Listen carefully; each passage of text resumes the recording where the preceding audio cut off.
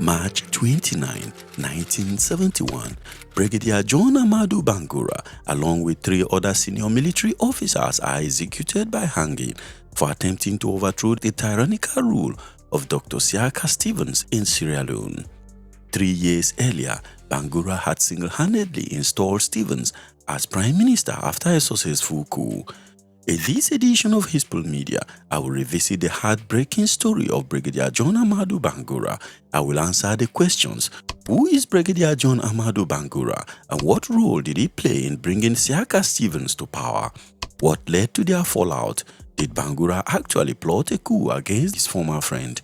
Why did the coup fail? And finally, did Bangura's wife betray him and expose his plot? We have a lot to talk about today, so let's dive into the details. My name is Gabriel Adidia. If you enjoyed this episode, please give it a like so that the algorithm can recommend it to other people. And don't forget to subscribe to Hispul Media. It will go a long way to help us and motivate us to create more videos.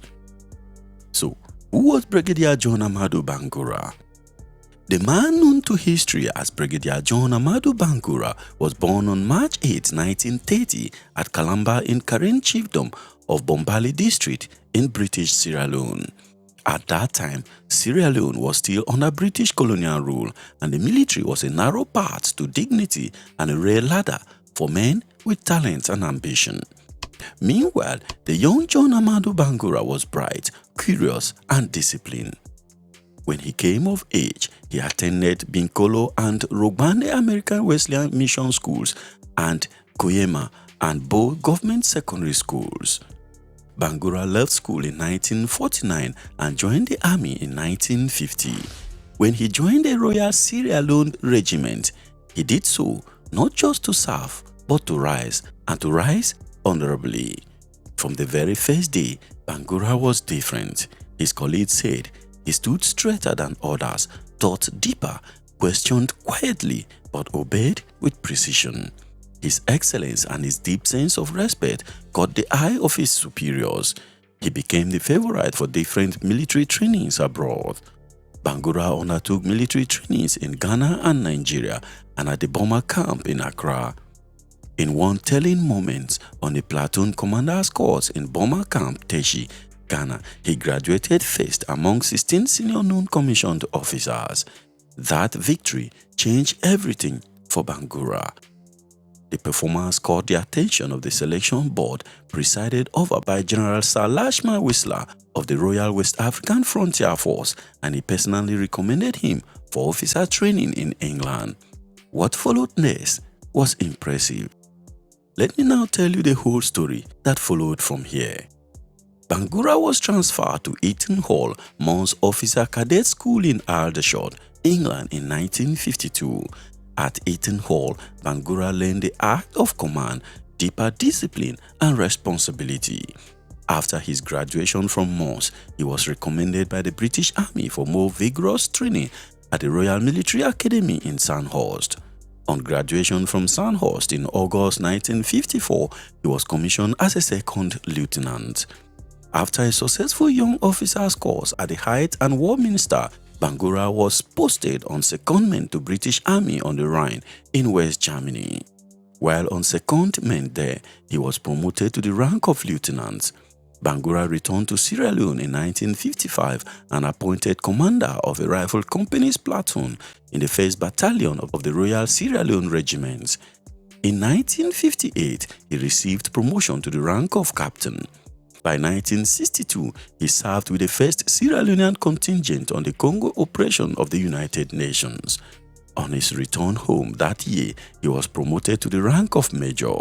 Bangura continued to rise swiftly in the army. In 1964, he became commanding officer of the 1st Battalion of the Royal Sierra Leone Regiment, attaining the rank of lieutenant colonel. It is important to note here that these promotions were preceded or followed by several successful courses in various military training centers in the United Kingdom. One such course was the All Arms Division course for substantive majors in the British Army. In 1966, Bangura was posted to attend the Joint Service Staff College JSSC in Latima, Buckinghamshire, where he became a fellow of the college. In the same year, he was promoted to the rank of full colonel. Prior to the March 1967 general elections and after a period of successful military career, he was arrested and detained at Pademba Road prisons by David Lansana under orders from Sir Albert Magai. He was, however, released in March that year by Brigadier Andrew Juxon-Smith, an appointed counselor and head of the chancery at the Sierra Leone Embassy in Washington, D.C. But beyond the medals and parades, Bangura was watching something else: the fragile nature of African independence. He saw how easily young nations could slide from liberation into corruption and from democracy into tyranny. And when politics came for Sierra Leone, he could not remain a silent observer. So, what role did he play in bringing Siaka Steven to power? Let me now tell you the whole story. In 1967, Sierra Leone held a truly contested election. The All People's Congress (APC), led by Siaka Steven, claims victory after the election, but the ruling Sierra Leonean People's Party (SLPP) refused to yield. However, on the 21st of March, Governor General Henry Josiah Lightfoot Boston swore in APC leader Siaka Steven as the country's new prime minister. Hours later, Stevens was overthrown in a coup led by Army Commander Brigadier David Lansana, who claimed he was defending the constitution. Consequently, the new government fell within hours of taking power. Meanwhile, Lansana's decision to seize power was unpopular among his fellow Mandate officers who believed the army should not be involved in domestic politics. Just 2 days later, on March 23, 1967, a group of dissenting military officers staged a counter-coup, arrested Lansana and Magai, and imprisoned them alongside Lightfoot Boston and Stevens. The new group established the National Reformation Council (NRC) and invited Lieutenant Colonel Andrew Juxon-Smith, who was outside the country, to lead the new regime. The military now ruled the new country. But outside Sierra Leone, across the border in Conakry, Guinea, a small group of exiles plotted to restore civilian rule. Among them, Siaka Steven and his royal comrade John Amadu Bangura, who had disappeared from diplomatic duty at the Sierra Leone Embassy in the United States. While in exile, Bangura trained men in guerrilla tactics in coordination with Guinean President Ahmed Sékou Touré. Siaka Steven trusted him completely. Bangura was not just a soldier now, he was the man who could bring Sierra Leone back to civilian rule. April 18, 1968 would become the D-Day that changed Sierra Leone forever.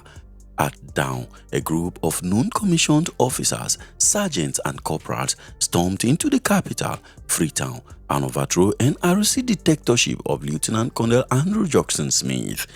This coup became known as the Sergeant's Coup. It was bloodless, swift, and organized. Behind the scenes, directing, advising, ensuring order was Brigadier John Amadu Bangura. Meanwhile, a group led by Warrant Officer Patrick Conte and Private Molai Kamara imprisoned the NRC officers and formed the Anti-Corruption Revolutionary Movement (ACRM). After the Sergeant's Coup was successful, Bangura and Stevens returned from exile with Bangura heading the new ACRM junta. Bangura could have held on to power if he so desired because the army adored him and the people trusted him. But he decided instead to restore civilian rule. After about a week of interim leadership, he handed over the government to Siaka Steven on April 26, 1968, the man he had helped return from exile. Stevens became Prime Minister and Bangura was made Chief of Defense Staff and promoted to Brigadier.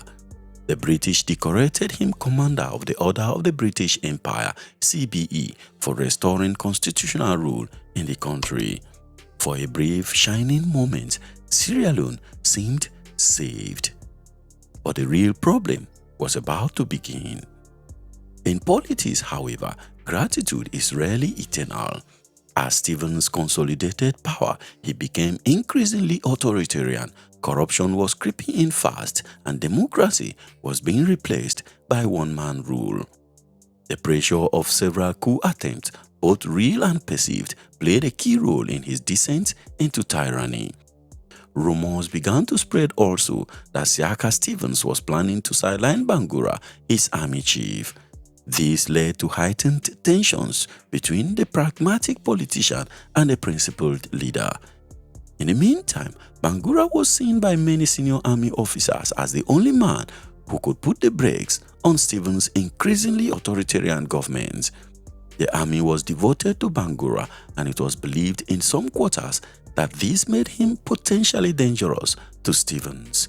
In his autobiography, What Life Has Taught Me, Stevens later admitted that Bangura was a man of rare courage and conviction, but also perhaps too idealistic for the game of politics. The Prime Minister saw danger in Bangura's popularity. The soldiers loved him, and so did the people. Bangura began speaking openly against what he called the betrayal of the revolution. He wanted the government to honor its promises, which include civilian rule, fairness, and transparency. At some point, he was told to leave politics for politicians and concentrate on his job as a soldier. It is alleged that while trouble brewed in the background, a costly mistake was made by officers loyal to Bangura. This report claimed that Brigadier John Amadu Bangura and his legal wife Regina were locked in an emotional conflict apparently over Bangura's relationship with another lady, Jamila. Officers unconcerned of Regina's presence started discussing openly about the plan to overthrow Siaka Stevens. It is reported that Regina passed on the intelligence to an army officer, Ahmed Toronka, who in turn brought it to the attention of Colonel Joseph Seidu Momo. Momo was second in command of the army. In no time, Siaka Stevens gets wind of Bangura's plot to overthrow him. He infiltrated Bangura's security detail by planting spies on him, who carefully monitored his activities and reported back. By the time the actual coup was launched, the government already had a counter plan. March 24, 1971, around 1:30 a.m., Brigadier John Amadu Bangura made his move. At that time, his loyal officers, led by Major Jawara, seized part of Freetown and made their way to Siaka Stevens' residence. Gunfire echoed through Freetown in an attempt to unseat Stephen. Shortly after, a radio announcement declared a correction of Stevens' government and warned against outside interference. The announcement said, "This is Brigadier John Amadu Bangura. We have taken over to save the public from tyranny and corruption. Remain calm, the army is in control." But the message was too late, and the loyalist response was swift. By the end of the day, the military had captured Bangura and put out another radio broadcast disavowing Bangura's actions. Lieutenant Colonel Sam King, who had initially introduced Bangura in the earlier announcement, went on air to denounce Bangura, declaring that the majority of the army remained loyal to Prime Minister Stevens. Lieutenant Colonel Sam King said in a broadcast, and I quote, "A large percentage of members of the Sierra Leone military forces wish to assure all and sundry that they dissociate themselves from the earlier action of the army commander and that we regard the present government of Prime Minister Siaka Stevens as the legally constituted authority in the country." Bangura was captured, beaten, and taken into custody. Meanwhile, the government wasted no time. A military tribunal charged Bangura and several officers with high treason. The trial was brief, the outcome certain. Witnesses later recalled that even in the courtroom, Bangura stood tall, calm, and unbroken. It is reported that Bangura told the tribunal, and I quote, "I have served this nation from the day of my youth. If my crime is love for Sierra Leone, then I am guilty." Outside the courtroom, citizens whispered in fear. Some prayed for clemency, others stayed silent. After a brief trial, Bangura and 3 other senior officers were convicted of treason and sentenced to death by hanging. On March 29, 1971, Brigadier John Amadu Bangura, the man who had once saved Sierra Leone's democracy and restored Siaka Steven to power in 1968, was hanged at Pademba Roads Prison in Sierra Leone. But other accounts painted a different story about the manner in which Bangura was killed. It has been reported that Bangura never faced the gallows. The reports claim that he had refused to make his last walk to the gallows, where he was to be executed by hanging and was beaten to death by the soldiers. It was also said that concentrated acid was poured on his body before it was buried under a road in an undisclosed location to prevent his burial place from becoming a venerated site for his supporters. Bangura was 41 years old at the time. Meanwhile, in his own recollection years later, Siaka Steven admitted the torment of that decision. In What Life Has Taught Me, he wrote, "I am fully aware that many were shocked when these sentences were carried out. For me, it was a dreadful act. I had to wrench myself out of my own character." Shortly after the coup, Stevens then signed a defense agreement with Guinea, led by Ahmed Sekou Toure, who had helped him and Bangura retake power in the sergeant's coup. He announced that the armed forces of Sierra Leone and Guinea have become one in pursuit of peace in the two countries. Guinean troops arrived 6 days after the coup attempt and remained in the country until 1973. For the following decades, the narrative in Sierra Leone was different. As the saying goes, history, like war, is written by survivors. For years, the government of Siaka Steven portrayed Bangura as a traitor, a dangerous romantic who didn't understand politics. But time has softened that verdict. To many Sierra Leoneans today, he is remembered not as a conspirator, but as a man of conscience, a soldier who put principle above power. Brigadier John Amadu Bangura is remembered as a soldier who restored democracy in his country, the patriot who challenged tyranny, and a hero who died for the nation he tried to save. For more interesting African stories, please click the playlist here. For the story of how Charles Taylor was convicted for his role in the conflict in Sierra Leone, please click the video displayed here. Don't forget to like this one and subscribe to his book media if you have not done so already. And I'll see you in the next video. Thank you very much for watching. Peace.